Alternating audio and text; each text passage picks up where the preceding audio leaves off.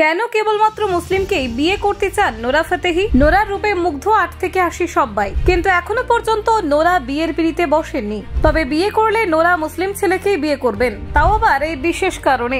আদর্শ মুসলিম যুবকই আমার স্বপ্নের বর, এই কথা খোলাখুলি নিজেই জানালেন নোরা ফাতেহি।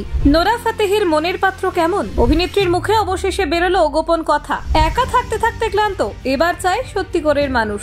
তাহলে কি খুব শীঘ্রই বিয়ের পিড়িতে বসতে চলেছেন বলিউডের গ্ল্যামার কুইন? মাত্র 5000 টাকা দিয়ে মুম্বাইয়ে এসেছিলেন নোরা, আর এখন পুরো বলিউড তার পায়ে। ভাগ্য নয়, পরিশ্রমেই নোরার আসল তাবিজ, নিজেই জানালেন দিলবার গার্ল। নিজের জীবন সঙ্গী হিসেবে কি কাউকে ইতিমধ্যেই খুঁজে নিয়েছেন নোরা? কে সেই ব্যক্তি দেখুন। বলিউডের ঝলমলে দুনিয়ায় নোরা ফাতেহির নাম আজ এক উজ্জ্বল নক্ষত্র, কিন্তু এই জায়গায় পৌঁছানো তার পক্ষে একেবারেই সহজ ছিল না। কানাডায় জন্ম নেওয়ায় নৃত্যশিল্পী অভিনেত্রী বলিউডে জায়গা করে নিতে এসেছিলেন মাত্র 5000 রুপি নিয়ে। প্রথম জীবনে এক ফ্ল্যাটে 9 জনের সঙ্গে থাকতে হয়েছে তাকে।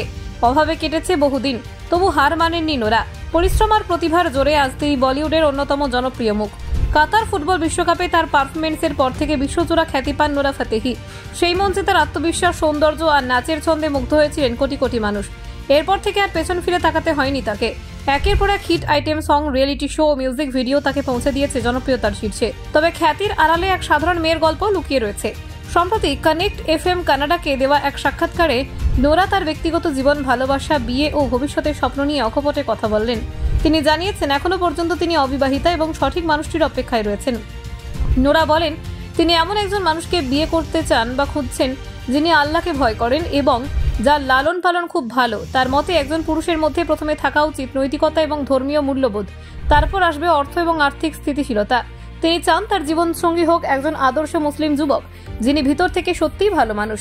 এই সাক্ষাৎকারে নোরা আরও জানান আজকাল চারপাশে অনেক মানুষ আছে যারা সুবিধাবাদী। তারা সম্পর্কের মূল্য বোঝে না, অন্যের জনপ্রিয়তা, অর্থ, সংযোগ ব্যবহার করতে চায়। নোরা বলেন অনেককেই বছরের পর বছর পাশে থাকে কিন্তু সত্যিকারের ভালোবাসে না, এমন মানুষ থেকে দূরে থাকতে চাই আমি। তিনি যোগ করেন আমার এমন একজন মানুষ দরকার যে আন্তরিক, যে মিথ্যে বলে না। এখনকার সমাজে এমন মানুষ পাওয়া খুব কঠিন, তবু আমি আশাবাদী একদিন সেই মানুষটিকে খুঁজে পাবো। নোরার কথায় বোঝা যায় খ্যাতি নয়, তিনি জীবনে খুঁজছেন স্থায়িত্ব ও আন্তরিক সম্পর্ক। বিয়ের প্রসঙ্গ ছাড়াও মা হওয়ার ইচ্ছের কথাও খোলাখুলি জানিয়েছেন নোরা। তার মতে মাতৃত্ব একজন নারীর জীবনে অন্যতম সুন্দর অধ্যায়।